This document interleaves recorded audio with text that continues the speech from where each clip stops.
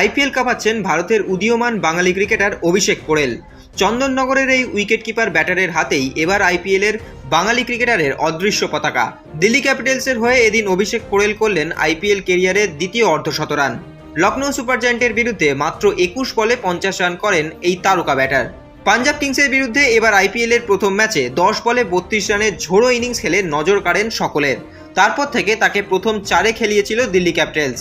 বেশ কয়েকটি ম্যাচে সাফল্য পেয়েছিল অভিষেক পোড়েল ও জ্যাক ফ্রেজার জুটি। রাজস্থান রয়্যালসের বিরুদ্ধে অভিষেক আইপিএল ক্যারিয়ারের প্রথম অর্ধশতরানটি পেয়েছিলেন। 36 বলে খেলেছিলেন 65 রানের দুর্দান্ত ইনিংস। আর এদিন লখনৌয়ের বিরুদ্ধে 33 বলে 58 রানের ইনিংস খেলেন অভিষেক। 4টে 6 ও 5টা 4 মারেন তিনি। প্রসঙ্গত, বাঙালি ক্রিকেটার হিসাবে আইপিএল ক্যারিয়ারের সপ্তম মরশুমে গিয়ে ঋদ্ধিমান সাহা 300-র উপর রান করেছিলেন।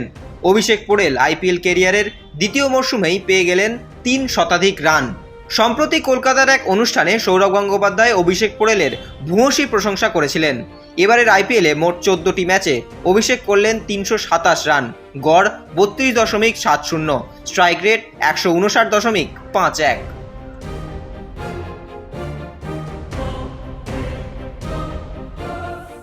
extra time.